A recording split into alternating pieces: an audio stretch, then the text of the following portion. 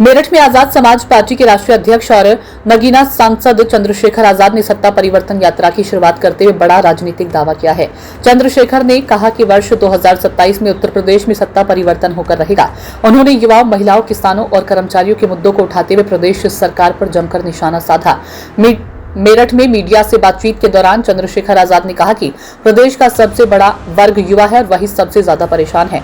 उन्होंने आरोप लगाया कि लगातार पेपर लीक हो रहे हैं, भर्तियों में घोटाले हो रहे हैं और युवाओं का भविष्य अंधकार में धकेला जा रहा है। उन्होंने कहा कि यही कारण है कि वर्ष 2027 में प्रदेश की जनता बदलाव का मन बना चुकी है। महिलाओं के मुद्दे पर बोलते हुए चंद्रशेखर ने कहा कि महिलाओं को आरक्षण के नाम पर भ्रमित किया जा रहा है। उन्होंने दावा किया कि 33% महिला आरक्षण का प्रावधान पहले ही लागू हो चुका है और इसे कभी भी लागू किया जा सकता है।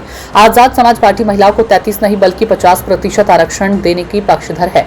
प्रदेश की कानून व्यवस्था पर हमला बोलते हुए चंद्रशेखर ने मेरठ की राष्ट्रीय खिलाड़ी अनुष्का पाल का मामला उठाया। उन्होंने कहा कि 44 दिन बाद शव मिलने की घटना सरकार की कानून व्यवस्था की पोल खोलती है। उन्होंने कहा कि केवल बुलडोजर चलाना या सख्त बयान देना ही कानून व्यवस्था नहीं बल्कि महिलाओं की सुरक्षा सुनिश्चित करना सरकार की जिम्मेदारी है।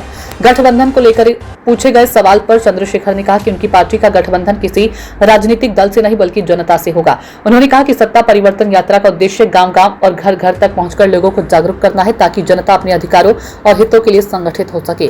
चंद्रशेखर ने अपनी पार्टी के 32 सूत्रीय एजेंडे का जिक्र करते हुए कहा कि कक्षा 1 से 12वीं तक शिक्षा पूरी तरह निःशुल्क होनी चाहिए। उन्होंने कहा कि स्वास्थ्य सेवाएं इतनी सुलभ हों कि इलाज के अभाव में किसी की जान ना जाए। साथ ही पेपर लीक पर रोक, युवाओं को रोजगार और बैकलॉग भर्तियां उनकी प्राथमिकताओं में शामिल है। उन्होंने आशा, आंगनबाड़ी कार्यकर्ता, पंचायत सहायिकाओं, शिक्षा मित्रों और सफाई कर्मचारियों को राज्य कर्मचारी का दर्जा देने की मांग की। इसके अलावा पुलिस कर्मियों के लिए 8 घंटे की ड्यूटी और सप्ताह में एक अवकाश, जबकि पीआरडी और होमगार्ड जवानों के लिए पुरानी पेंशन बहाल करने की भी मांग उठाई गई है। शराबबंदी को जरूरी बताते हुए चंद्रशेखर ने कहा कि शराब की वजह से सड़क दुर्घटनाएं बढ़ती है और परिवार बर्बाद होते हैं। उन्होंने कहा कि युवाओं को नशे से दूर रखकर राष्ट्र निर्माण की दिशा में आगे बढ़ाना उनकी पार्टी की प्राथमिकता है।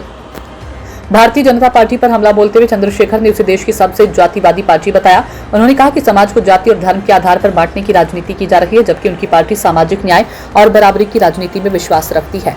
सत्ता परिवर्तन यात्रा के उद्देश्य पर बोलते हुए चंद्रशेखर ने कहा कि यात्रा जनता को जागरूक करने और सत्ता परिवर्तन के लिए माहौल तैयार करने का अभियान है। उन्होंने दावा किया कि यात्रा को जनता का व्यापक समर्थन मिल रहा है और आने वाले समय में इसका असर प्रदेश की राजनीति में साफ दिखाई देगा। पॉइंट ये है, कक्षा 1 से 12 तक की पढ़ाई मुफ्त होनी चाहिए सभी के लिए, उसमें मुनाफा नहीं होना चाहिए। इलाज सभी के बजट में होना चाहिए, इतना आसान होना चाहिए कि इलाज कभी कारण किसी की जान ना जाए। इस प्रदेश में पेपर लीक बंद होना चाहिए, नौजवानों को रोजगार मिलना चाहिए, बैकलॉग भरा जाना चाहिए। आशा, आंगनबाड़ी, पंचायत सहायक, भोजन माता, शिक्षा मित्र, अनुदेशक, तमाम जो कर्मचारी हैं, चाहे वो सफाई कर्मचारी, उनको राज्य कर्मी के दर्जे के साथ उनका जो वेतन है वो 20,000 से प्लस होना चाहिए। पुलिस के भाइयों को भी 8 घंटे की ड्यूटी, सप्ताह में 1 दिन छुट्टी, बॉर्डर स्कीम खत्म करके उनको वेतन विसंगति दूर करनी चाहिए। पीआरडी, होमगार्ड भाइयों के जवानों को भी पुरानी पेंशन लागू होनी चाहिए। प्रमोशन में रिजर्वेशन SC ST OBC को मिलना चाहिए। ग्रामीण क्षेत्र ने देखा ना, स्मार्ट सिटी देवबंद भी जब बारिश आती है, मेरठ भी कैसे भर जाता है, आपने देखा नहीं देखा? मैं कह रहा हूँ स्मार्ट सिटी बने ना बने, लेकिन स्मार्ट गांव जहां 80% आबादी निवास करती है, स्मार्ट गांव बनने चाहिए। इसलिए ग्रामीण क्षेत्रों की कनेक्टिविटी बढ़नी चाहिए, वहां रोजगार के साधन बढ़ने चाहिए, सड़कें अच्छी बननी चाहिए, पीने के लिए साफ पानी की, और सबसे इम्पोर्टेंट पर्यावरण की का ध्यान रखते हुए सारे काम आगे बढ़ने चाहिए।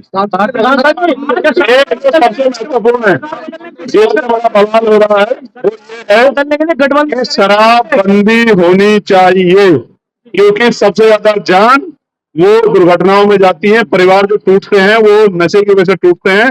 शराबबंदी करनी चाहिए। शराब के चक्कर में प्रदेश के युवा को बर्बाद नहीं होने देंगे हम लोग, कि हम लोगों को जगाने निकले हैं कि अपने हितों के लिए सत्ता को वो बदले, और उसके लिए उनको एकजुट होकर काम करना पड़ेगा। आजाद समाज पार्टी के साथ खड़ा होना पड़ेगा। एक बात, सत्ता परिवर्तन यात्रा से सरकार में भय कितना है, इसका उदाहरण आपने कल बिजनौर में देखा, और आज भी मैं फिर कह रहा हूं, कुछ पार्टियां पैसे देके लोग बुलाती हैं और जिनकी सरकार है वो तो कर्मचारियों को मजबूर करते हैं। आशा, आंगनबाड़ी, भोजन माता, पंचायत सहायक, रोजगार सेवक, पीआरडी के जवान, होमगार्ड भाइयों बहनों को, अनुदेशकों को, शिक्षा मित्रों को, टीचर को कहते हैं कि चलो वहां सभा में एक बस लेके आना। SDM को कहते हैं।